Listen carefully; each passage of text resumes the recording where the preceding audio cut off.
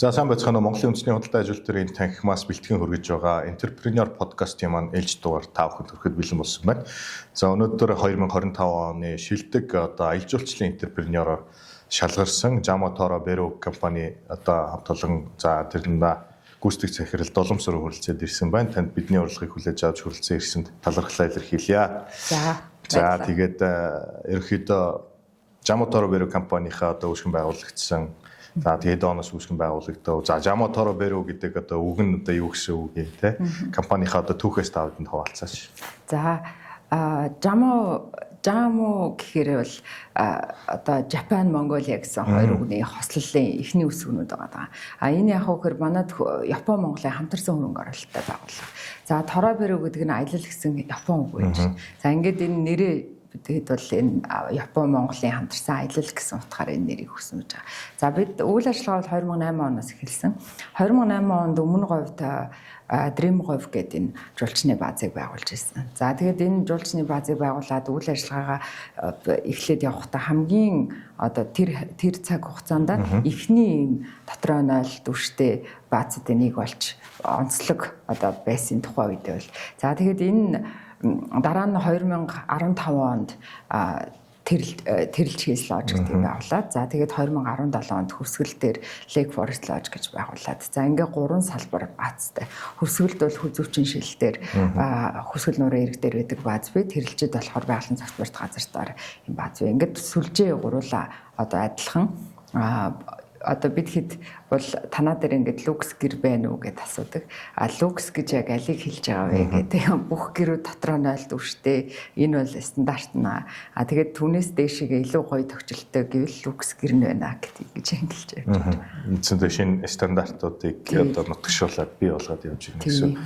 2025 оны хувьд бол Jamo Toro Beru компани аялал жуулчлалын салбартаас манлайлж байна гэдэг энэ манай энтерпренеор шалгаруулалтын материал гэдэг шилдгээр шалгарсан байна.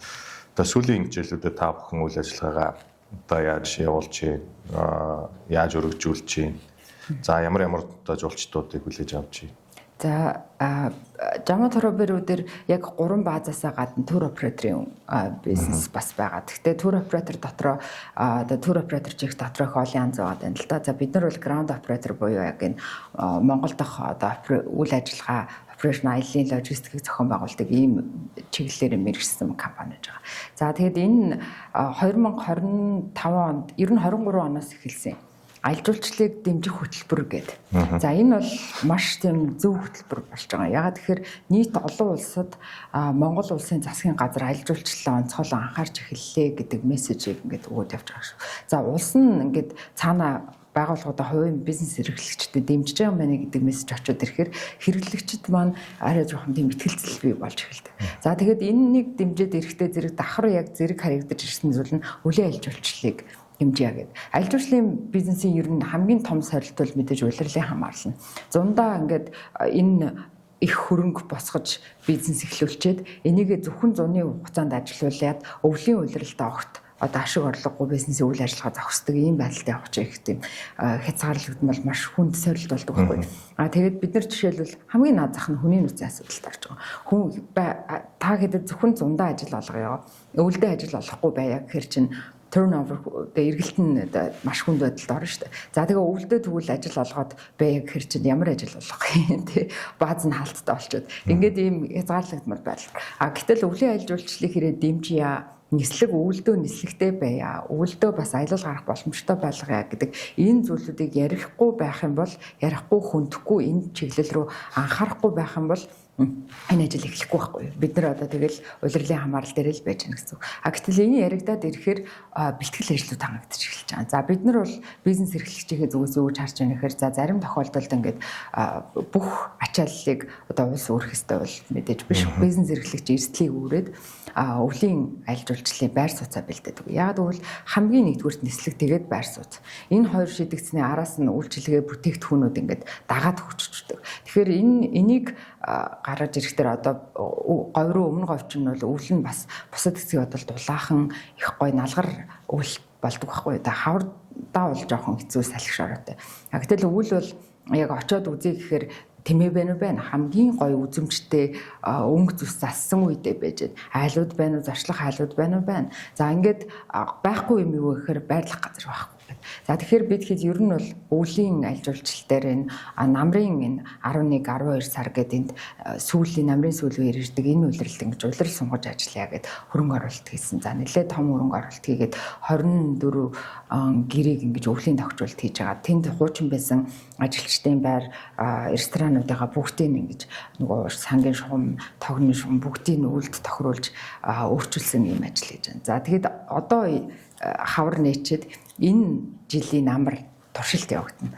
Хөлдөх нь, шугам хөлдөх нь, асуудал гарах нь гэх мэтээр ингээд туршиж үзээд тэгэхээр ер нь бол өвлийн 100 бол явахтай бааз ингээд ажилуулад нийлээ гэхэд бас үйл ажиллагааг хурдан хугацаанд эхлүүлж болох гэдэг. Үйл бол бүр цаг агарын олон үзэгдлүүд дээр хүн ирэхгүй байх үед гарах зардлууд дээр гэдэг ингээд сорилт нь бол хүнд байгаа гэдэг байна гэдгийг бол ойлгочлоо байгаа. Тэгээд ингэж зориглож одоо ажил эхлүүлсэн учраас тэгээд тийм учраас одоо энийг манай үнэлсэн бид маш баяртай байгаа. Одоо бид хэд өмнө говь руу өвлийн аль жуулчлал хийгээд ирэхэд бас туршиглах зүйлүүд гэж байна. За жишээлбэл Тэмээний баяр байгаа. 30 жил дараалаад хийж байгаа. Энэ бол ирсэн зочид бол хизээ сэтгэл хангалуун байдаг байр. Олон жил дараалж хийсэн туршлагаараа энэ гайхамшигт ховгийн төрийн бас байгууллагаас зохион байгуулдаг ивент гэж байгаа. Тэгэхээр маш олон жил дараалж хийсэн учраас нэг жуулчны юм стандартад нийцсэн ивент цагтаа эхэлнэ. Яг арга хэмжээнүүд цагийн хуурийнхаа дагуу болно.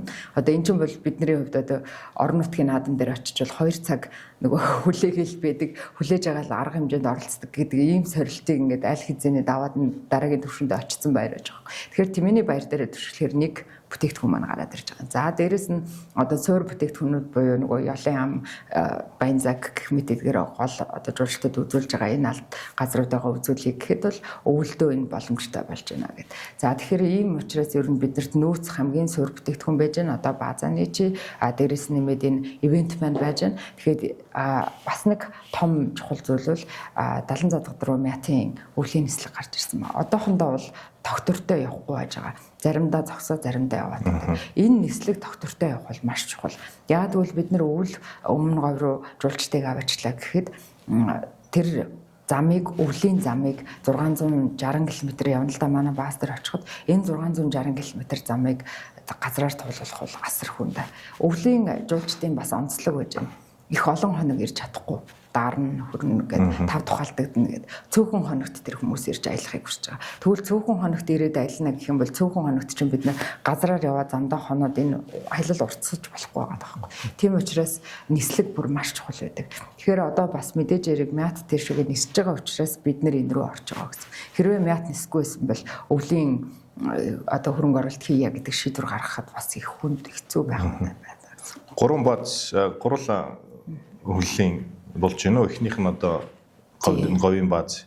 Өвлийн одоо аялал жуулчлалыг хүлээж авах боломжтой болж байна уу? За, хүсгэлийн бааз маань бол өвөл ажиллахгүй байгаа. За,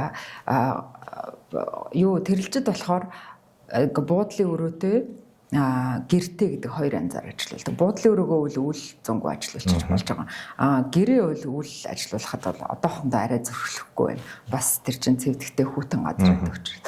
За, зунд говьроор эхэлсэн гол шалтгаан нь бол цаг агаарын байдлаас дулаахан байх байхаа гэдэг тийм гэж бодоод байгаа. Ер нь дулаан байдаг нөгөө хоёртой харьцуулахад бол тэгэхээр хамгийн ихэнд бол өвлийн ихийг туршиж үзээд за тэгээд тэндээс туршиж үзсэн одоо туршлага дээрээс үндэслээд нөгөө хоёрын хойлонг нь өвлийн болгож өөрчилнө гэдэг төлөвлөгөөтэй байж байгаа. 2025 оны байдлаар танай компани 3 бааз нийлээд хичнээн жуулчин хүлээж авав. Ер нь бол сая одоо зашгаас зарласан тоо гарлаа шүү дээ. 800 мянган жуулчин ирсэн байна. Тодорхой тооны одоо жуулчтаас одоо орлого олсон байна гэдэг тоонод зарлж байна. Тэгэд цаашдаа бас Монгол улсад одоо жуулчдын тоог нэмэгдүүлэхийн чиглэлээр юуг анхаарах ёстой юм. Сая та яриандаа бас дурдж байна. Нөгөө бүтээгдэхүүн гэдэг Тэмээний баяр гэдэг. Ямар бүтээгдэхүүнүүд байгаа. Суур одоо байгалийн өгөгдөл онгон зэрлэг байгальтай гэдэг ингээд байгаль руу ингээд чиглүүлэхээс гадна жуулчдыг гол татдаг зүйл ч одоо нэг чөлөө цагийг өнгөрөх бүтээгдэхүүнүүд байгаа л шүү дээ. Тийм. За энэ манай яг энэ 3 одоо баазын хувьд гэвэл жуулчдынхаа тоогоор их өндөр гарахгүй. Бид хэд ийм өндөр зэрэглэлийн зах зээл тэгээд массын зах зээл гэсэн ийм хоёр зах зээл гэдэг. Энэ яг голд ажилтдаг. Голын нийшүүл их тийм хязгаарлагдбал одоо байж байгаа. За тэгэхээр энэ дээр бид хэд манай одоо жишээлбэл ингээд 3 жуулчин нийлээд ингээд жилдээ авч байгаа жуулчд хэд 1000 гаруй жуулчд байж 1300 орчим жуулчин л ирж байгаа. Тэр яагаад тэгж байгаа гэхээр ирсэн жуулчд 3-4 хоног. Тэгэхээр бидний одоо бизнесийн одоо тактик юу вэ гэхээр энэ хүмүүс аль болох манай бааз дээр олон хоног байна гэдэг. Нэг хүн олон хоног нэг газарт байрлах, нэг хүн нэг хоноо тэр баазаас явах хоёр тэр зардал нь өндөр. Тийм учраас нөгөө аль болох олон хоног байрлуулж иж тэр хүнийг бид нар одоо ингээд тоогоор биш чанараар үйлчлэгээ үзүүлэхийг хүсэж байна гэсэн үг байна. За тэгээд энэ дээр өсөлтийн хувьд харьцуулаад үзэх юм бол одоо 2019 оны тооноос давцсан явж байгаа. Тэгэхээр аялал жуулчлалын хувьд бол тоо бол мэдээж өсөж байна. Энэ одоо би бол одоо жишээл Go Mongolia брэндд аягүй дуртай хүн л дээ. Тэгэхээр энэ Go Mongolia брэндийг ач тусаар ингээд бидний жуулчдын тоо нэмэгдээд байна гэдэг. За массын жуулчд ингээд тоогоор нэг хэсэг өсөж байгааг бас их зөв гэж боддог. Ягаад тэгэхээр эхлээд тоогоор тоотой ингээд олноороо ирж иж нислэг явна. Нислэгтэй болсны дараа араас нь чанартай жуулчд ирнэ. Зүгээр шууд чанартай жуулчд ирүүлэх гэхээр тоон цөөхөн учраас суудалт өрөхгүй. Тэгээд боомлогдчихдаг байхгүй. Тийм учраас ер нь бол бид хэд их ковидын дараа их зөв эхэлсэн бахал гэж бодоод байгаа. Хаашаа юу үзэх вэ гэх бүтээгдэхүүн рүү орё тий. Тэгвэл 3 хоног байрлна гэвэл Ялын ам руу явчаад ирэхээр чинь 3 цаг гээ хүрэж байгаа байхгүй. Бааз дээр. За Баянзаг руу явчаад ирлээ гэхэд дахиад нэг өдрийн хоолны цаг дээр буцаад хүрээд ирнэ. Өдөөс хойш бүх цагууд ингээ хоосон болчихж байгаа. За тэгээ энэ дээр бүтээгдэхүүн хөгжүүлэлтүүд явж эхэлж байгаа. За бааз дээр байрлаж авах хугацаанд нь тэр хүнд массаж хийж өгье. За массаж хийж өгөхдөө зүгээр массаж хийж өгөхгүй. Энийг Монголын онцлогтой болгоё. Тэгвэл яаж Монголын онцлогтой болгох вэ гэхээр гарандаа одоо юм уртай бөөхнөр массаж хийлгье гэдэг. Одоо ангаах чиглэлээр мэргэсэн бөөхнөр массаж хийлгье. За тэгээд ийм нэг бүтээгдэхүүн гаргаж ирж байгаа. За тэгээд тэнд дараа нь одоо малчин айлаар зочлно. Ойрхон айлууд дээр очино гэдэг. За малчин айл дээр очие гэхээр айл бол бид хэд жишээлх юм бол болцог элс рүү малчин айл руу явуулж байгаа элсний захад очиод тэмээ унаа гэдэг хөтөлбөр жуулчтай санал болгодог. Манай бааз дээр байрлаж авах хугацаанд хийж болох очичоод буцаад хоолныхаа цагаар хүрээд ирнэ. За энэ бүтээгдэхүүнийг санал болгох дээр айлууд тэнд ингээд 4-5 айлтай хамтарч ажиллаж байна. За ааллыгаа бэлдэн ямар одоо наад зах нь ариун цэврийн одоо шаардлага хангах хэрэгтэй гэдэг. За ярихдаа бас юуг яаж жуулчдыг найрсгаар хүлээж авахтаа ямар байдлаар үзүүлдэг вэ? Тэгвэл тэн дээрээ тэр айлын өөрийнх нь authentic гэж яриад байгаа юм л да. Яг жинхэнэ байдлыг бас алдагдуулахгүйгээр бэлдэнэ. За тэмээ унах үеийн аюулгүй ажиллагаан дээр нь бэлтгэл хийж өгнө. За яавал нөгөө зочин унгахгүй байх вэ гэдэг. Ингээ энэ дээр одоо жишээлх юм бол бүх тэмээнүүдийг хөтөртэй болгоё, бүгдийг хөтлөе. Тэгээд группүүд ирэхээр чинь нөгөө хүн хөрөлцөхгүй үед яг хоёр айлууд маань хамтраад ажиллая гэх юм дээр. За айлдаа явж байгаа хамтарч ажиллаж байгаа энэ бүтээгдэхүүн хөгжүүлэлтийн чиглэлээр гэвэл ер нь бол бид хэдийн баримталж байгаа нэг том зүйл бол доктортой хөгжил гэдэг энэ яг энэ айлтай холбоотой орон нутгийн ард иргэдүүдтэй хамтарч явж байгаа энэ бүтээгдэхүүнүүдээр шингээж өгөхийг оролддог. 5 айлтай нэг л газарт бүтээгдэхүүн хийж 4-5 айлтай хамтарч байгаа шалтгаан юу юм бэ гэж асуугаад байдаг. Энэ айлын аж амьдрал нь хэрвээ манай жуулчны орлогоос хамааралтай болох юм бол энэ доктортой хөгжил биш ээ. Энэ айл маань үндсэн орлого нь өөрөө мал аж ахуйн байжгаад нэмэлтээр жуулчдыг авахтаа мөнгөөр болон тэр хүн нийгмийн харилцаанд орж байгаа байдлаар тэр жуулчдтай харилцан ярилцаж нөгөө цагийг зөв зөвтэй өнгөрөөсөн байдлаар айлдаа бас ийм нөгөө ашиг шимийг мөртөж ингэж явна гэсэн утгаараа жуулчиндаа сайхан дурсамжуултын айл нь ч бас өөрөө сайхан хүн зочдыг өгтөж аваад гаргасан ийм байдлаар явуулахар гэдэг. За ингээд энэ айлуудтай хамтарч ажилладаг бүтээгдэхүүн бас байж байна. За тэгээд жуулчдаа Монгол хувцсны шоу үзүүлнэ. Одоо янз бүрийн орчин хуучны хувцс ямар байсан бэ? Орчин үеийн хувцс ямар болж өөрчлөгдсөн бэ гэдэг. За нэг 3 хамтай гэрийг бас барьж үзүүлнэ. Гэрийнхээ түүхийг сураад аваа. За тэгээд тэгингээ бас хажуугаар нь энэ гэрийг яаж барьж гэнэ, яаж болгож гэнэ гэдгийг харуулъя гэдэг ийм нэг бүтээгдэхүүн гэж байна. За сүүлийн үед хэрэгжүүлээд байгаа хөтөлбөрүүд бол хавцгаатай аялал гэдэг танаа дээр нэг байсан тий.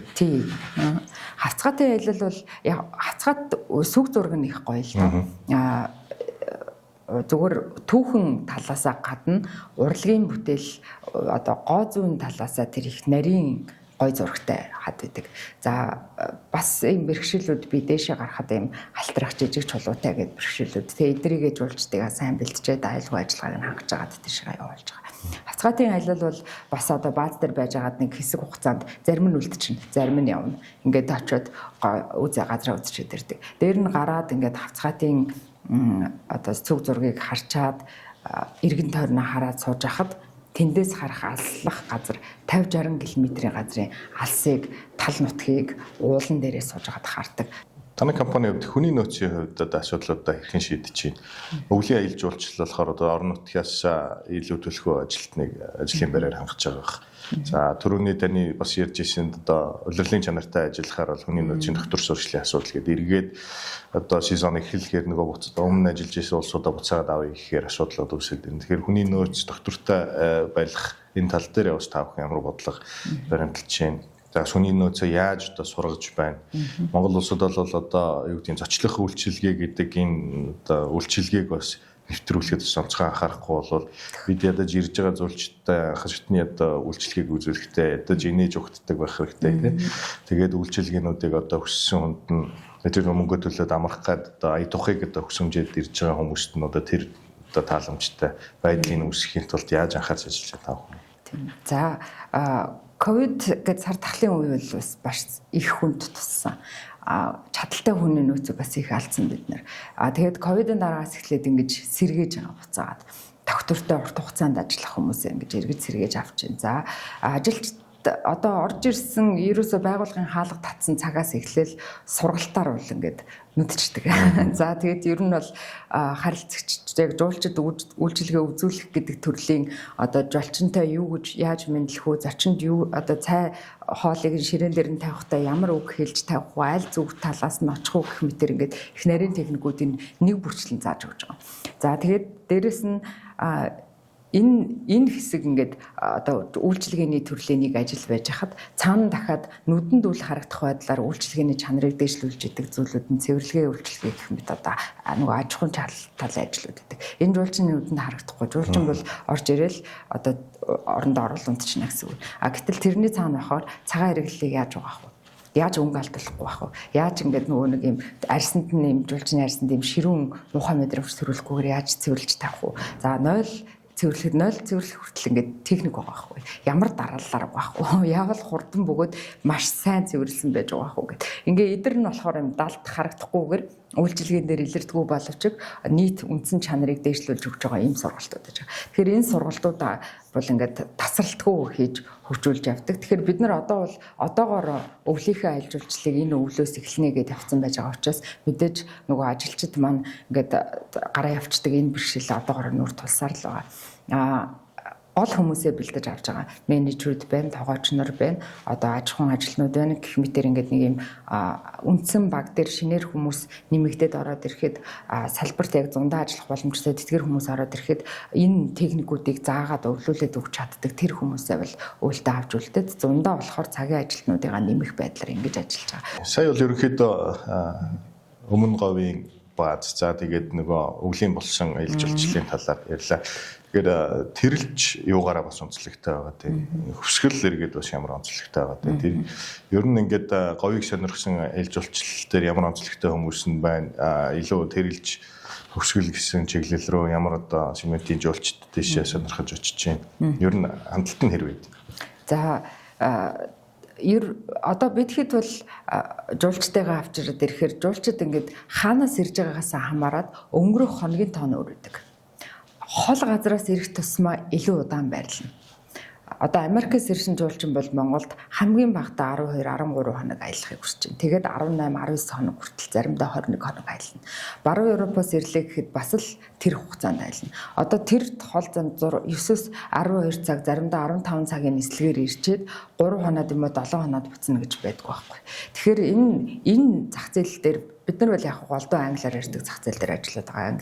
Английн, Канадын, Австралийн, Америкийн гэдэг. За тэгэхээр эдгээр жуулчид маань бол ингэж олон хоногоор ирж. За олон хоногоор ирэхээр ч олон газрыг үзхийг хүснэ. За тэгээд эрэхт нь бол одоо жишээлбэл бид хэд дараагийн жилүүд дээр аяллаа яаж өөрчилж байна вэ гэхээр онгоцны буудлын дээр буулаар шууд тэрэлж явуулж байгаа. Энэ яг үхээр Улаанбаатарт жуулчдыг аваад ирэх үед л тэр хүний нөгөө Монголын талаарх төсөөлөл бүр ингээд шууд унаад бид нөгөө анхны сэтгэл чи их чухал байна шүү дээ жуулчны. Гэтэл анхны сэтгэл дундаа хотын төвжирлийг харуулад утаа унаартай муухай тоош ороотой байгаа энийг харуулад ингээд нөгөө нэг энэ шууд анхны сэтгэл дээр алдаад байгаа байхгүй. Тийм учраас бид хэд одоо энээс ингээд зайлсхийхийн тулд 27, 28, 29 оны энэ дараа жилүүдийн аяллуудыг төлөвлөхдөө дандаа буугаал тэрэлж дээр очив. За тэрэлж бол маш гоё завсрын бүс. Яагаад маш гоё завсрын бүс бэ гэхээр яг Улаанбаатар хот шиг биш. Гэхдээ бас яг хөдөөхөр очиж байгаа шиг биш. За тэгэхээр дасан зохицох хугацаанд нь яг хамгийн тохиромжтой газар нь бол тэрэлж гэж үздэг. За тэгээ энэ хүмүүс энд ирлээ, дэлгүүр хошооноос ороод хамаг одоо хөдөө явахад бэлтгэл хангалж авлаа. Гэр бүл рүүгээ нөгөө мессежүүдээ өглөө ягаад гэвэл өмнө уруугаар авчихад чинь бас баас дээр байгаал биш бол бусад үзэлчийг болчих штеп. Тэгэхээр иймэрхүү нөгөө ингээд хөдөө гарахаас өмнөх бэлтгэлийг хангахад зориулсан тэдгэр үйдүг нь тэрэлжид хэлж байгаа. За тэрэлждээр бас нөгөө талаасаа тэрэлж маань дээрээс нь чонжин болдог энэ хоёр бол жуулчид бол must see landmark гэж хэлээд байгаа. Яг заавал зочлох ёстой газруудын нэг. Гиннесийн рекордод бичигдсэн хамгийн өндөр ган морьтон хөшөө байгаа байхгүй. Тэгэхээр эн чинь бол нөгөө бид нар одоо жишээлбэл Ромд очичоод Колизег үзчихэж л явна шүү дээ. Колизег үзэхгүйгээр Ромд орчод явна гэж байхгүй. Тэгэхээр Монголд ирсэн л бол энэ хөшөөг үзнэ гэдэг тэр л чухал ландмарк нь учраас тэрэлжид буулгаад тэрийг үзчихлээ. За одоо ингээд тэрэлжид буулгаад энийг үзсэн. Одоо бид нар ерөөсөө энэ хөгжил цэцэглэлтээс хол хөдөө газар явхад бэлэн болсон гэхээр нь хөвсгөл рүү явж байгаа. За хөвсгөлд очихоор яах вэ гэхээр жуулчдын хувьд ингээд ер нь ингээд дэлхийн нийт хүн амын хувьд гэхээр ийм байгаль гэдэг үг сонсмогц мод ус гэдэг төсөөлөл эхлээд орж ирнэ. Байгаль гэдэг үг сонсмогц сууд говийн ийм уудам тал сал толгойд нь орж ирэхгүй. Тэгэхээр нөгөө нэг ийм байгальтай би ойрхон ийм гоё ажил үзэж байна гэдэг тэр мэдрэмжийг нь биелүүлэх зорилгоор хүсгэлд авчих. Мод байна уу, ус байна. Маш гоё үзэмжтэй сет байна. Гэхдээ энэ нь бусад дэлхийн газруудаас юугаар ялгарх вэ гэхээр яг баазын урдуур сарлаг үлчиж байна. Зэрлэг шууд ингээ хаяан дээр усны хөвөн дээр байж байна. За малчин айлын гэр яг дэргэд байж байна. Энэ бол нөгөө одоо Швейцараас ялгарх онцлог нь, Шведээс ялгарх онцлог нь гэдэг нөгөө яг ижлэхэн нууртай устай газруудаас өөр болгоод давуу талтай болгоод өгчдөг. За хөвсгөлд очиод хөвсгөлийн аж амьдралтай танилцаад сарлаг аж ахуйгээр эрхэлж байгаа малчтай амьдралыг үзээд завин дээр нэг сайхан зугаалаад арчлаа. Цаатан одоо улирлын байдалтай л да орхон буугаад ирсэн байвал цаатан харчин бууж ирээгүй байвал харахгүй. За ингээд буцаад Улаанбаатарт хүрээд ирлээ. Тэгээд ер нь бол Монголд яах гэж ирэх вэ гэхээр Гоби Desert гэж энэ яг ямар газар юм бэ гэдгийг үзэх гэж ирж байгаа. Энэ Төв Азийн цөлөрхөг хэр гэдэг энэ одоо ийм тусдаа юм тогтолцоо байж байгаа. Гадагшаа усны урсгалгүй гэдэг. Год бол ерөөсөө яг ганцхан Монголд байгаа биш ингээд өргөжлөөд явж байгаа том хэсэг. Гэхдээ Монголд байдаг гэдгээр илүү алдартай. Дэлхийн түвшинд үлэг гөрүүлээрээ за тэгээд яг энэ ийм гадагшаа урсгалгүй энэ ийм цөл биш. Ягаад дан цөл биш вэ гэхээр тэнд чи ингээд дан илс биш. Уултай бол устай одоо ёлын аман дээр хавртай эртхэн хүрээд ирэх юм бол бүр мөстэй тий айгүй өрмөц байгаа байхгүй. Тэгэхээр энэ өрмөц байдлыг харах гэж урд нь бол цар тахлаас өмнө л ерөөсөө Монголд ирсэн нийт жуулчдын 70% нь говийг л үзэх хүсдэг байсан. Говь ерөөсөө нэг тийм уудам газар ингээд алс хол харагддаг, далай дээр зогсож байгаа юм шиг харагддаг. Одоо манай бааз дээрээс ингээд нөгөө рестораны террасн дээр гарч ирээд суулаа. За гарт нэг коктейл ч юм уу, кофе ч юм уу барьцсан сууж. Ингээд 4 цагийн үед аяллаатаа яваад нөгөө шорон замаа туулаад хүрээд ирсэн. За тэгээд сууж хагаад ингээд алсыг харна. Хязгааргүй. Яг ингээд далай байгаа юм шиг юм. Маш гоё тал нутаг харагдаж байгаа. Тэгээд тэр тал нутаг тэрийг ингээд хараа сууж идэл 4-5 цагийн үед цаг тавлцсан юм шиг адуу уулнаас бууж ирнэ. Энэ адууны тал одоо бэлчээр газар байхгүй. Тэгэнгүүт яг өдөр болгон ерөөсөө бүр тэдэн цагт буугаад ирээрээ хилцсэн юм шиг л ингээ ус руугаа бууж ирчихдэг. Өдрөө бэлчиж одоо бэлчээлжсэн мал ингээ бууж. Тэгээ тэрийг хараад тэнд ингээ сууж байгаа жуулчинд нэг дэм сэтгэл таавшраад нэг юм анир чимээгүүгийн байдлаас тансаг одоо мэдрэмж аваад дотор хүн рүүгээ ч нэг өнгөж хараад гадна тал руугаа ч ингэж хараад тэгж тайвшрах боломж олддог. Энэ бол Монголын говийн одоо үзэх газраасаа илүүтэй хийж байгаа зүйлээсээ илүүтэй хамгийн нандин дурсамж үлдээж байгаа тэр бүтээгдэхүүнийх нь одоо нэг хэсэг байгаа. Энийг бол бүтээгдэхүүн гэж хэлэхээр бид нар ингээ хөгжүүлээд хийгээд барьсан юмнууд байхгүй байгаа юм л да. Яг хөө барьсан гэвэл яг тэр гой харагдах газрыг чиглүүлээд сандалнуудын тавиад бэлдээд өгсөн л гэж. Бусдаар бол ерөөсөө гой өөрөө энэ онцлог бүтээгдэхүүн дэр байгаа байхгүй. Жуулчд маань ер нь одоо сүүлийн үед ямар шаардлагуудыг тавьж байна? Одоо тэрэнд нь та бүхэн яаж зохицож одоо ажиллаж байна? Одоо жишээлбэл нэг удаагийн одоо байгаль дээлтэй байдлаар одоо үйл ажиллагаагаа өөрчилдөг ч юм уу, доктортой хөгжил рүү одоо үйл ажиллагаагаа чиглүүлэх.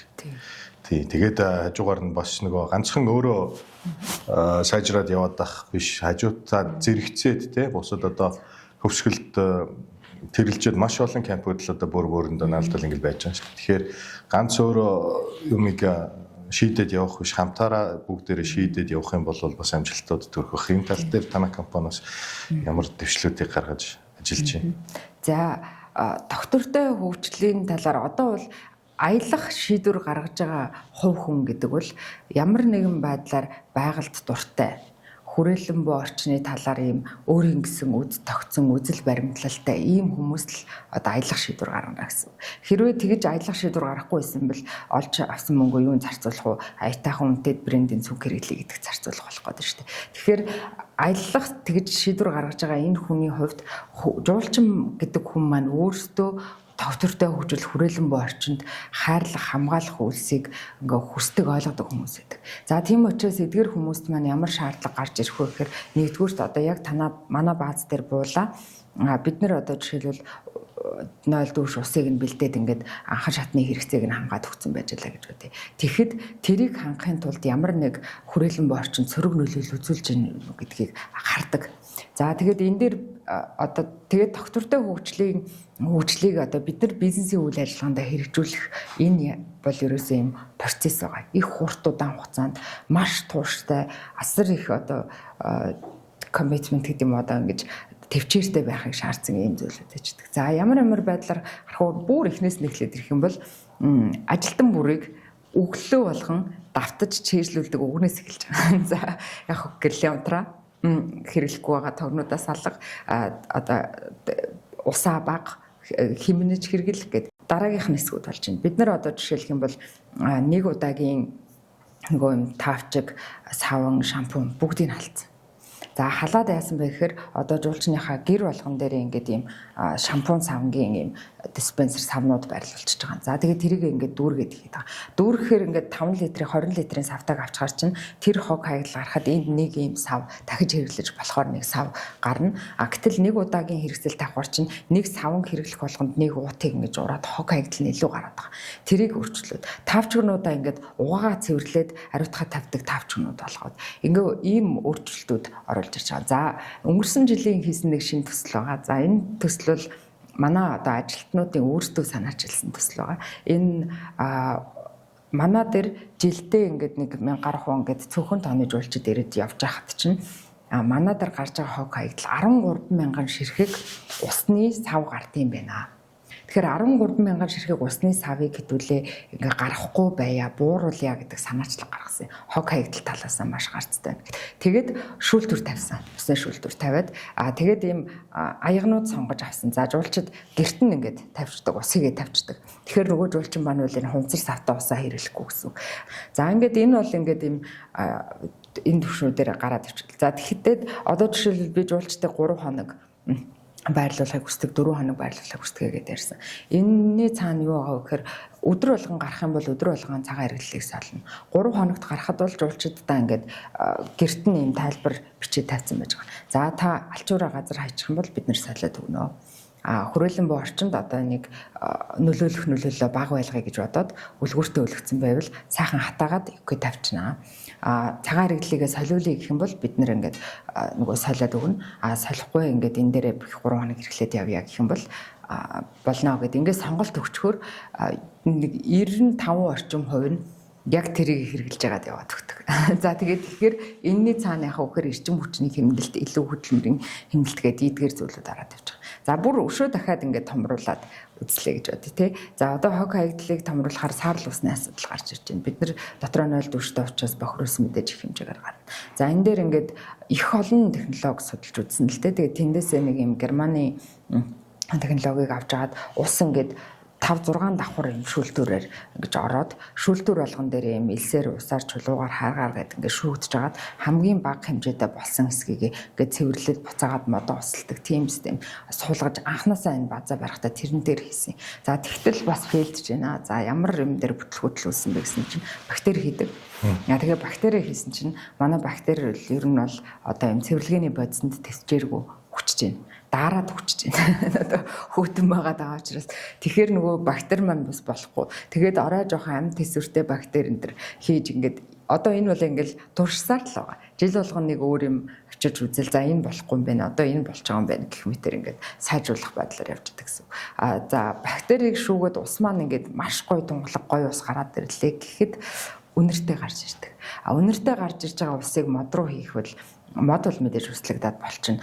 Амтан шавж ихсдэг. Тэгэхээр шавж ихсээд ирэхээр буцаад жуулчид маань pest control хийгээд энэ хүнсний эрүүл ахуйдаас эрсдэлтэй байхгүй. Тийм учраас ингээд бас л дахиад өөр нэг юм сорилтуудад тулгарч эхэлж байгаа юм бид. За одоо бид хэдийн дараагийн хугацаанд судалж байгаа хоёр зүйл байгаа. Нэг нь болохоор судалж байгаад одоо ингээд маш их эргэлзээнд хүрээд гаццсан байж байгаа зүйл бол нарны панел гэж байна. Нар бол хөвсгөлийн бүр тэр бүсэд одоо бороо их ордог 3-4 хоног бороо ордог газарт ч гэсэн нарны хэрэглэж болно. Хэрэглэхээр тэрийг бас ингээд хэрэглэж байгаа баазууд дээр очиж туршлага судалсан. Тэгээ судлахаар 10 жилийн хугацаанд бол эвдрээгүй байна. Тэгэхээр энэ бол бас ингээд найдвар төрж байгаа байхгүй бид хэдээс 10 жилийн хугацаанд. Говьд бол яг салхитай арай 10 жил байж чадахгүй байх л та. Тэгтээ бол бас 7-8 жилийн хугацаанд тэр панел ингээд хог болохгүй байх юм бол бас болж байна. За тэгээд тэрийгэ тавьчлаа гэхээр хамгийн чухал зүйл нь хурааг байгаа байхгүй. Хурааг орчин батарей байна.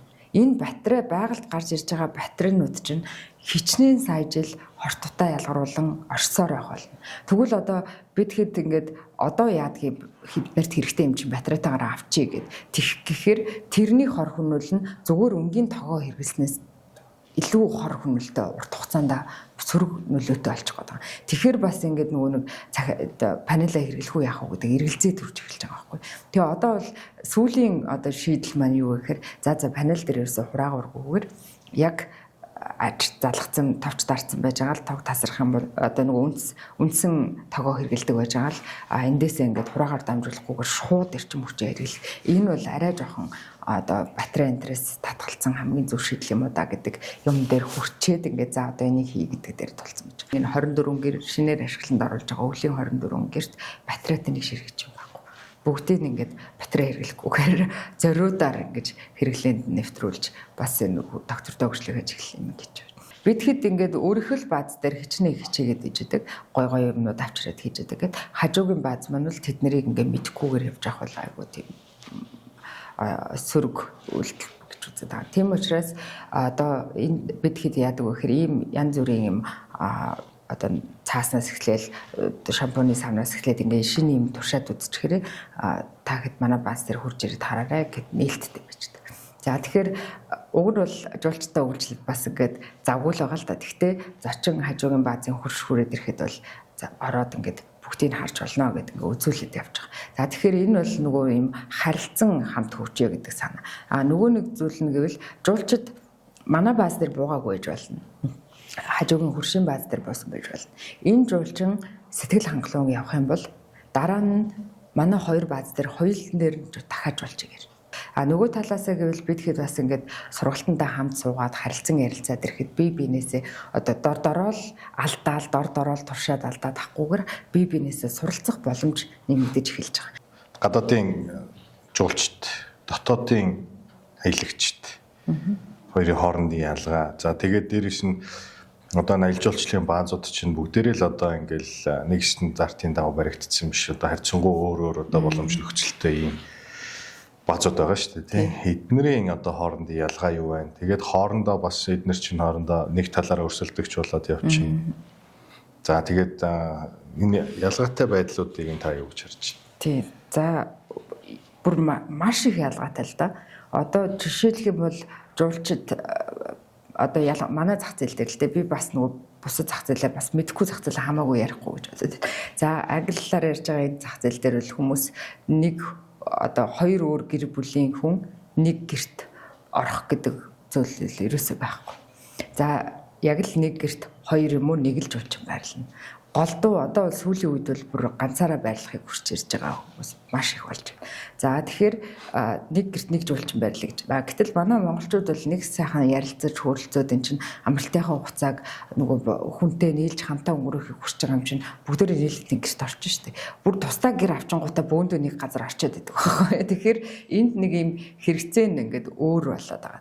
За гэрт орохоос эхлээд л өрчин. Хэдэн хоолны байдал бас маш өөр. Бүр ямар улсын жуулчин ирсэн бэ гэдгээс эхлээд өглөөний цайн дээр ингээ өөр орцтой хоолнууд гарахгүй бол барууны жуулчин бол ногоо голдуу, жимс голдуу юм идэх гэдэг.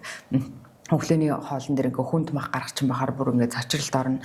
Гэтэл одоо Монгол зочид маань байрлаж явах юм бол өглөө одоо бандын хийж өгөхгүй бол бас их дургуутсан. Бид нар бас зочныгоо ингээд юу идхийг хүсэж байгаа бол гээд мэдэрж байгаад уралдай шүл ч юм уу бантан ч юм уу ингээд цаанд нь хоол нь гаргаад өгөхийг ирмэлцдэг. Ингээд энэ идэх хоолны зуршлууд өөрөж байна. За унтах цагийн зуршлууд бас их өөр байна. Одоо бид настай голдуужуулчид ирэхэр чинь орой 9 гэж унтчаад өглөө 6 цагт эрт босоод тэгээ үзэх газраа үзчихэд буцаад бааз дээр ирээд амрахыг хүснэ.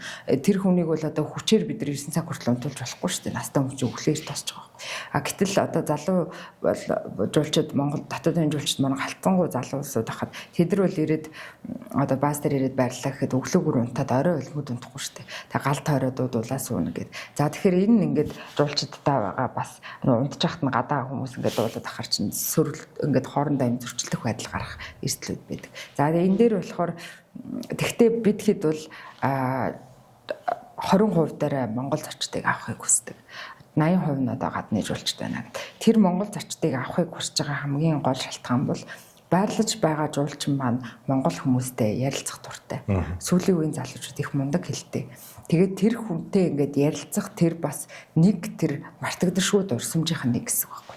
Монгол хүмүүс их гоё зан характер гаргадаг шүү дээ. Одоо жуулчид байрлаад хөөе наашир ийш суу хамт суу нэг хундаг татчих гэх нөгөө жуулчныг маань одоо нэг талаасаа бол ингээд жуулчин бол ингээд цочролд ороод байгаа боловч нөгөө талаасаа зарим нь бол айгүй тийм эргэр энийгэл чи одоо юу болоод байна гэл тэгэл танилцаад ингээд ойр зургийн яриад өнгөрөхөд чинь тэр жуулчинд нэг юм монгол хүмүүс айгүй тийм найзрах юм бэлээ гэд тэг айгүй шооч юм бэлээ гэд ингээ уулзаал нэг танилцаал нэг 10 минут болгоод өгөөлгүй юм ингээл инээдтэй шогч тийм юмнууд яриад л ирдэг гэл ингээд энэ гойд орсон зүйлтчихэд. За тэгтээ одоо бол бас төлбөр мөнгөний асуудал гарна.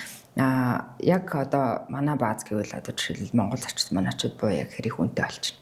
За үнэтэй болчихоор Монгол хүмүүсийнхээ одоо амьдралын боломжинд тааруулаад хямдхан болгоод өгөө гэд тэгэхээр бид нар зочдоо ялгуурлан гадуурхсан болоод байгаа байхгүй. Гадны хүнд яхаараа бидгээд илүү үнэтэй хэлээ дотны үнд илүү баг. Энэ хоёр чинь хоёулаа адилхан хүн гэд. Тэгэхээр нөгөө бүр ийм цаад утгаараа одоо жуулчид маань би яагаад илүү мөнгө төлж байгаа юм бэ? Би энэ бид хоёр идэвхлэн хоол иддэг ижилхэн одоо зүйл хэрэгжилж байна. Тэгээд энэний ингээд би ойлгохгүй байна гэхээр энэ яг ялгуурлан гадуур болтолж байна. Тэгэхээр бид хэд бас ингээд ийм одоо яах вэ гэдэг юм авчигдал байдалд ороод идэг. За хийх activity одоо зуулчдынхан одоо энэ хүсэж байгаа сонирхдаг барьдаг зүйлүүдээс хамаарат амралтын газар гэдэг амралтын газар гэхээр голдуу дотоодын амрагчид очиж байна. За дотоодын амрагчдын маань бол тийм маш том ажигладаг зүйл бол өөрөөрөө 2-2-оор нэг-нэгээрээ ингэж аялахгүй ихэвчлэн гэр бүлэрээ бөөндөө ажлын хамт олноороо бөөндөө очиод маш богино хугацаанд тоглож яаж ингэж бүтэн тэр цагийг зугаацж нөгөө эсвэл спортын арга хэмжээнд оролцож хурал цуглаан хийж ингэж өнгөрөөгөөд тэгээ фул тайм одоо ингээ бүх цагаа ашиглаад тэгээд яваад өгдөг юм тавьж. Гаажмаар аялаад яваад үзээд гэхээр тэр байдал нь арай жоохон ялгаатай. Тэгэхээр амралтын газрууд гэдгээрээ мэрэгшиж нэг хэсэг газрууд гарч ирээд за амралтын газар гэдээ гараад ирэх юм бол одоо 90 хүнтэй байгуулагч нь 3 хоног байгууллагын ажилтныг амраана гэхээр чинь төсөв мөнгө бол замраагүй болно шүү дээ. Тэгэхээр тодорхой хэмжээнд таарсан төсвийг нь тавиад гэр мэдээж гоё цэвэрхэн байх хэрэгтэй. Маш гоё одоо нөгөө хоол унд сайхан амттай порц марсан бас зочтой таарсан байх хэрэгтэй. Ингээд эдгэрийг хийж чадчих байгаа. Тэгээд нөгөө гадаа спортын арга хэмжээнүүд нь гэхэд одоо сагсны талбайтай бүүндээ тоглоулахад энэ хэрэгслүүд нь бэлэг ийм байдлаар үйлчлэхээр амралтын газрууд нь арай өөр хэлбэртэй байгаа.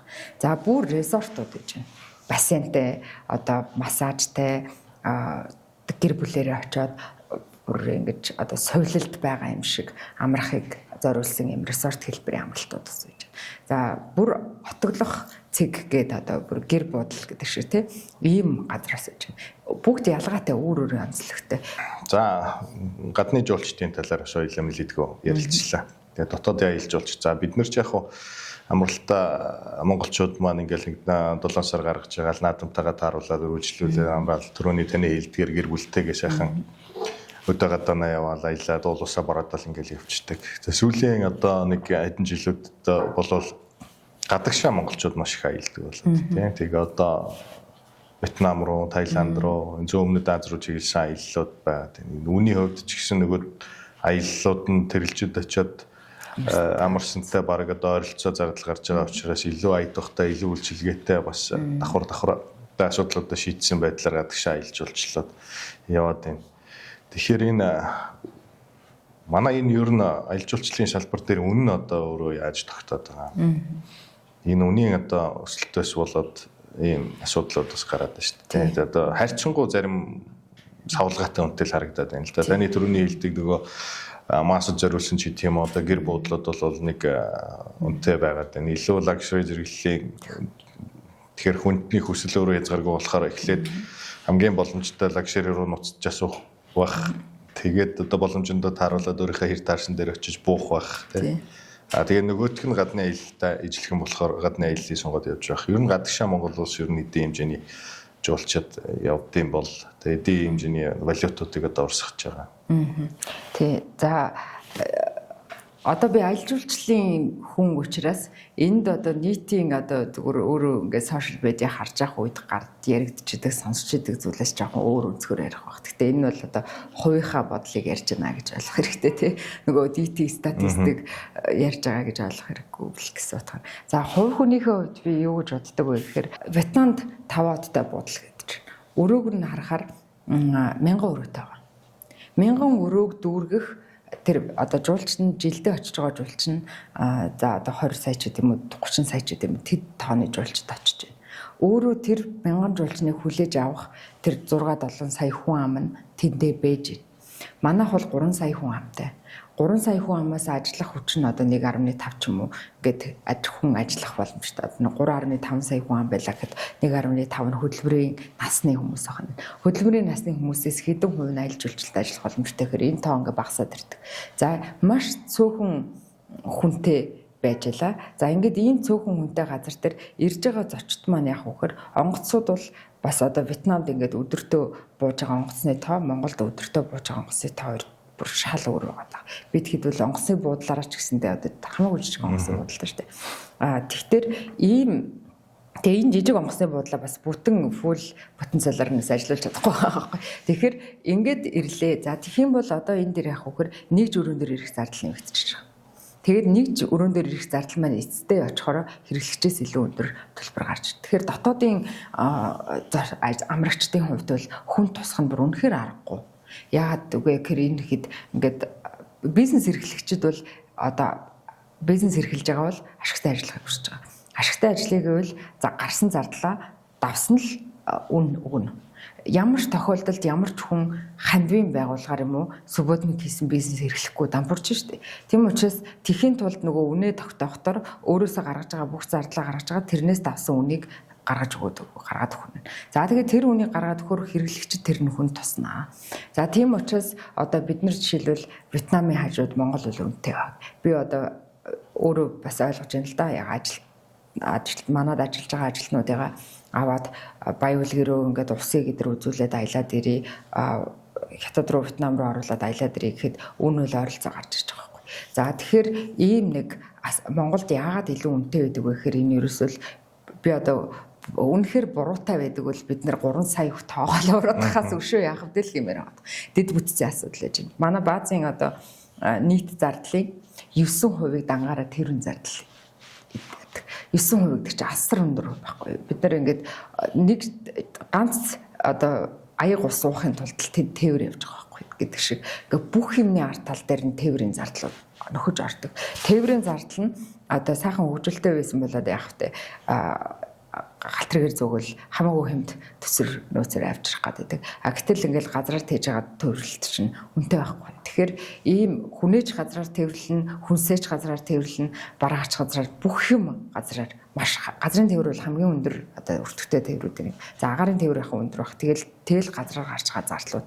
За тэгэхээр ийм хүнд байдалтай юм байна. За тэг хүмүүс гадагшаа яваад энийг би ерөөсөө муу гэж боддгоо. Яагаад тэгэхээр Монгол руу өөртөө санаагаараа нисээд очоод нислэг гаргаж өгөөд тэгээд энэ нислэгээс дамжуулаад өөрийнхөө дотоодын улсынхаа жуулчныг танаа улсад өгье гэж хүсэх улс бол байхгүй. Бид нэр одоо ингээд гадуур явж байгаа бусад улсуудтай ярихаар танахаас манад ямар зочин ирэх вэ л гэж ярина. Манайхыг танад очиулъя гэдэг бол яг бизнес эрхлэгчтэй гэж ярихаас улс нь өөрөө аль болох одоо би Швейцар улсууд байлаа гэхэд би аль болох швейцаруудыг Монголд аваач гэж ярихгүй байхгүй. Монголчууд Швейцарт ирэх юм уу? Швейцарын ирж манай үйлчлэгийг авах уу гэдэг талаас нь ярина гэсэн. За ингэж ярьж байгаа учраас энэ газрын энэ улсын нислэг Монголд ирэх үү гэвэл Монголоос урсгалтай байвал ирнэ. Байхгүй бол аль болох ирүүлэхгүй гадна. Яагаад нөө валюта гарахгүй гэд адилхан бодлоготой бидний юу бодож байна тэр адилхан бодож байна гэсэн. За тэгэхээр одоо энэ нэг чиглэлээс эхлэх хэрэгтэй болж байна гэсэн. За арай жоохон юм одоо том улсууд бол ирэхэд зэрэг одоо жишээл United Airlines өнгөрсөн жил ороод ирсэн. За зардал өртгөө бүгдийг нь гараад нарийнтайгаар дамжаад одоо Токиогоор дамжсан нислэг цаанаас 5 том хав хотоос ингээд цуглаж байгаа жуулчдыг хайдарч байгаа. За тэгээд гих мэтэр ингээд нөгөө улсынх нь бас ингээд алсын хараад нөөц болцооноос барж. За тэгвэл одоо бид нар жишээлбэл Вьетнам руу бид хэд нисэж очиж жоод урсгалаа үүсэхгүй болохгүй байна. Тэгэхээр манайх жишээлбэл юу гэж харж байна гэхээр манайд ерөөсөө Вьетнам жуулчд ирдэг байсан юм манай бааз дээр. Өсгөлийн бааз дээр. Тэгэд одоо ингээд Вьетнам жуулчд ирээд байгаа. Тэр ямар байдлаас үүссэн бэ гэсэн чинь Монголоос хүмүүс Вьетнамд очиж эхлэмэгц. Вьетнамчууд Монгол руу аялаж эхэлсэн байна. За ингээд сонирхол үүсээд. Одоо монголчууд дусж байгаа шүү дээ. Ингээд нөө зөв бай.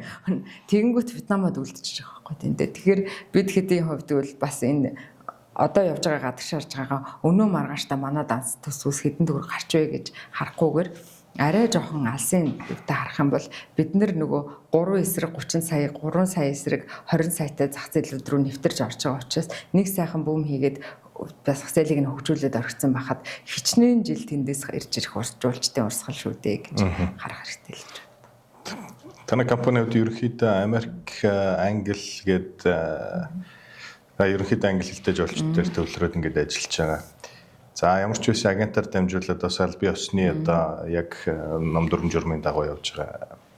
Гэтэл бас энэ Монгол улсын жуулчдын ингээд одоо эренбэр наваад үзэх юм бол өөрөвчтэй одоо бодорчин жуулчд гэх юм уу те. Өөрөөр өөрөвчөө өрөөл ирж байгаа жуулчд их явж байгаа харагдчихэ. Тэгээд энэ ер нь ямар ч харьцаатай байд юм бол яг би бол дийлэнх нь өрөвчтэй аяллыг бол их цөөн гэж бодоод байна. Яагаад вэ гэхээр манад нөгөө нэг юм хүн ингээд үргэлжтэй аялал хийгээд өөртөө ингээд очиод бүх юмгаа үзье гэхээр дэд бүтц аягүй чухал байдаг. Бид нар автобусны билет авах гэхээр англи хэл дээр авч чадахгүй байхгүй. Орон нутгийн автобусанд сууя гэхээр бүх юм монгол хэл дээр. Тэр хүн хэл мэдэхгүй бол ингээд автобусанд суугаад очиход маш хэцүү. За тэнд одоо ингээд хямд төсөр аялье гэж байгаа учраас одоо буудалд байрлахгүйгээр би гэр буудалд байрлаж хүнтэй хэлээр ойлголцохгүй гэд. Ингээд ийм бэрхшээлүүд их байдаг. Тэгээд хизээ одоо байнгын Google Translate-ээр орчуулга хийлгээд явъя гэд хэлэх гэхээр интернетгүй болчдөг. Тэгэхээр иймэрхүү асуудал байгаа учраас одоо шууд зориглож ирэх улсууд бол бас бага байх гэдэг. За нөгөө талаас орчин үеийн хандлага байна. Одоо яг энэ үргэлжтэй аялал хийгээд явж байгаа жуулчдууд дэлгэр инфлюенс болчиход байна. Нөгөө явж байгаа аяллаа ингэж рекорд хийж байна. Тав талтай байхгүй. Зар сурчлагаа ерөөсөө хизэж зогсож болохгүй. Ямар нэгэн байдлаар зар сурчлагаа явж л авах хэрэгтэй. Энэ жуулчид ирээд Монголын талаар одоо ярьж танилцуулж л авах хэрэгтэй. Тэгэхээр тийм учраас энэ хүмүүс зүгээр ирээд ингээ хуучин бол зүгээр ирээд зураг аваад буцчаад тэгээд ямар нэгэн нөлөө өгдөгсэн бол одоо бол энэ өрөвчтэй айлын хүн эренгүүтээ өөрийнхөө зургийг аваад бусдын зургийг аваад аяллаа ингээ сурчлаад ичнэ. Одоо жишээлбэл нэг тийм өрөвчтэй аялал хийдэг хүн ингээ юм ховдод нэг айл татсан байсан бичлэг нэлээд байрал тарсан шүү дээ. Ах уу л ингээд хоол хийгээд үгүй чи манад хон гэдэг онолж байгаа. Тэрийг ингээд ийм санаанд оромгүй зарчламтгой байдлыг би үзлээ гэдэг чинь эерэг мессежийг цааш нь ингэж тарааж байгаа. Тэгэхээр энэ нь бол бас их тийм сөрөг зүйл гэж бол харахгүй байгаа. А тэр жуулчин явж явах үедээ бэртэж гэмтэж одоо өөхөж өргөдсөн ийм эрсдэл гарах юм бол улсын нэрд их муу хэцүү болно гэсэн үг. Тэгээ Go Mongolia ер нь энэ аялал жуулчлалын салбар дээр ер нь ямар өөрчлөлтийг авчирв. Монголд аялах жил болгож зарлаад энэ он ч бас Монголд аялах жил байгаа шүү дээ. Аялал жуулчлалын. Тэгээд дээрээс нь энэ манад чинь холбоо төрөмж байгууллага маягаар одоо хоёр хуваагдчихад гэх юм уу хоёр талд ингээд одоо аялал жуулчлалын салбарын аж ахуйн нэгжүүд маань одоо бүртгэлтэй яваад байгаа. Тэгээ энийг ингээд нэгтгэхэд яривал. За Go Mongolia-д одоо хувь хүнийхээ хувьд маш их хайртай байгаа гол шалтгаан маань гэвэл энэ бол action verb go гэдэг үг. Яв гэдэг хинч хэлэхэд амархан ямар ч хэлээр хэлэхэд go гэлээ тий нөгөө хэлэхэд хэцүү биш урт биш аюу цомхон тэгсэн хэрнээ үндсэн утга гаргаждаг.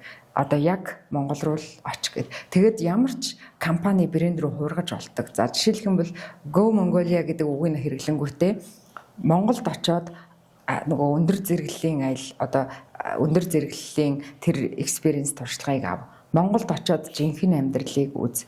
Монголд очоод байгалыг хар алинтэй ч хосолж болдог. Нөгөө welcome to Mongolia гэдэг үгийг бид хэрэглэчихээр нөгөө үргэлжлэл болгоод тэрийг ингээд өөрийнхөө брэндэд нийцүүлэх гэр болдгоо байхгүй.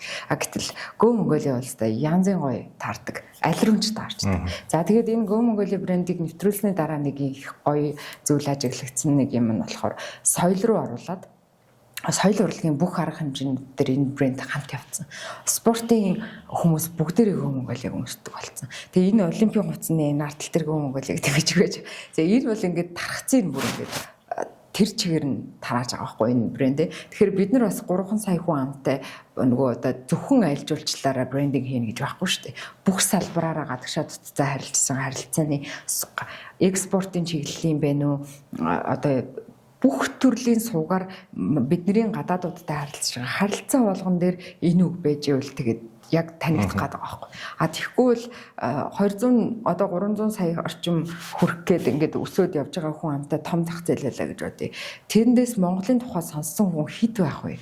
Хэцүү байхгүй. Ихэнх хүмүүст очиод би одоо Монголоос ирсэн гэхээр одоо ч бас гайгүй болчих интернет зөвчөөд. Хуучин бол аялдаг байхад Монголоос ирсэн гэхээр хаанаас гинэ гэд асуугаад ингээд мэдэхгүй. Тэгээд Орос хятадын дотор байлдаг гэдэг айгүй их олон юм ярьж иж ойлгуулдаг байсан.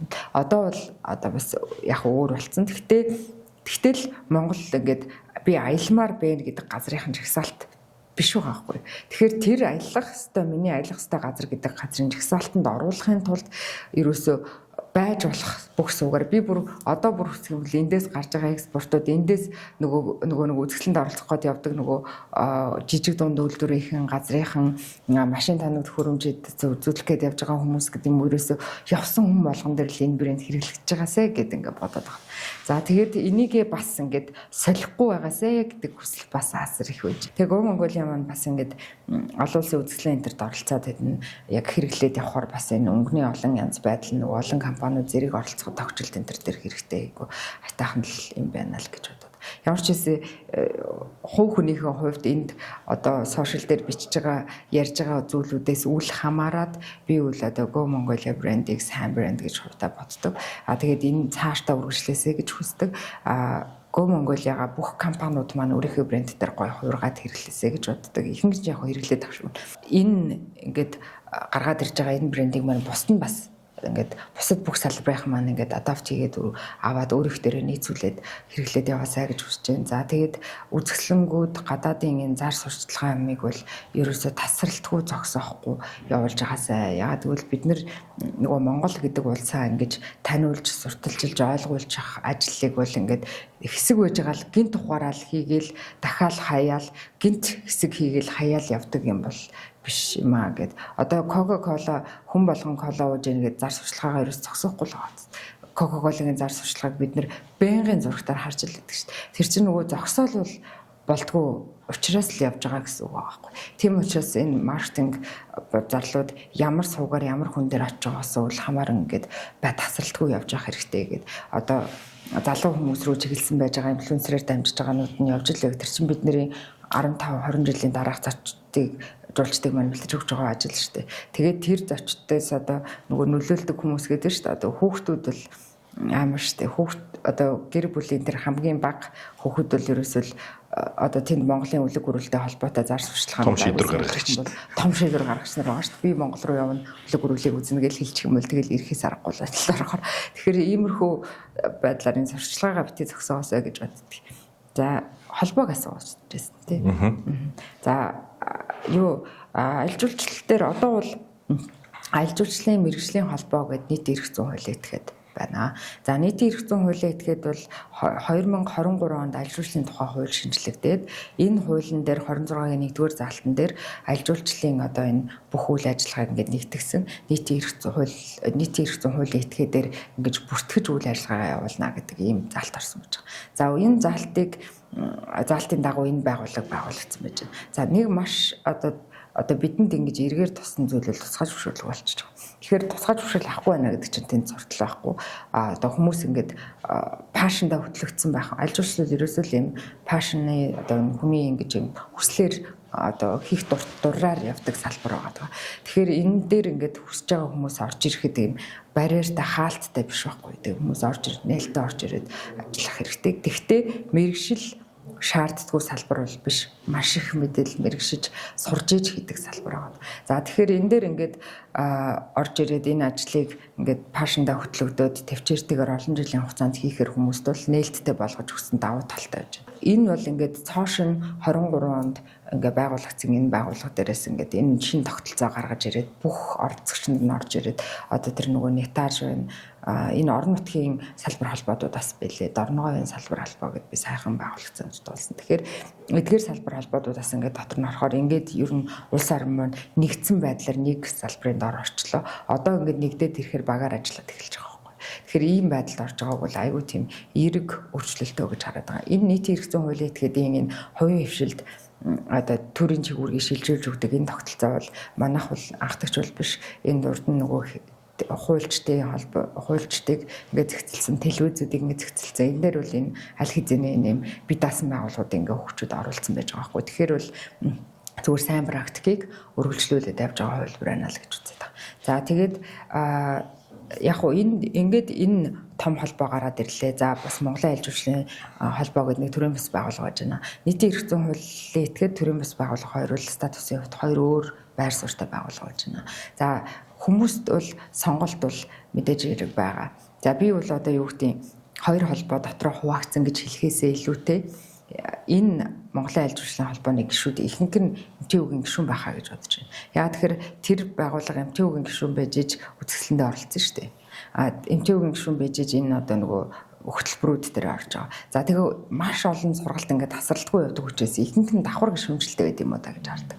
Тэгэхээр энэ том одоо нэгдэлтэй холбоо нь бол аялал жуулчлалын мэргэжлийн холбоон дээр бүх нэгдэл байж байна. За тэгвэл Монголын аялал жуулчлалын холбоо гэдэг энэ төрлийн бас байгууллага ямар учиртай байгууллага вэ гэхээр энийг гарч ирэхээс өмнө нийтийн эрх зүйн хуулийн этгээдийн зохицуулалтыг хийхээс өмнө хэсэг хугацаанд ингээд ийм бас ингээд төрийн бас байгууллагын тогтолцоонд орж нэгдэн штэ салбарын чинь. Тэгээд нэгдэхэд нөгөө эхлээд нэгдгсэн төрийн бас байгууллага нь энэ Монголын аялал жуулчлалын холбоо байгаа байхгүй. Тэгэхээр эхэлж тэндээ нэгдэж явж байгаад одоо болохоор шин зохицуулт, шинэ хуулиар гарахаар тэгээ одоо сүүлд уншсан мэдээлэлээр бол ингээд нийтийн эрх зүйн хуулийн этгээдийн тухай энэ хуулийн заалтыг оруулахад Монголын аялал жуулчлалын холбоо өөрсдөө оролцож зохицуулын гишүүд нь өөрсдөө оролцож энэ хуулийн тогтолцоо гаргаж ирсэн ингээд одоо өөрсдөө дахиад тэндээ давхар гишүүнчлэлтэй явж байгаа гэдэг. Зүгээр яг байгууллагын хувьд бол бас л нөгөө аялал жуулчлалын салбар дээр 30 жил ингэж манлайлсан түүх байгаа хэл та тийм ээ. Тэгэхээр энэ түүх ингээд тэнд байж байгаа учраас энэ байгууллага оршин тогтнож байна гэж үзээ.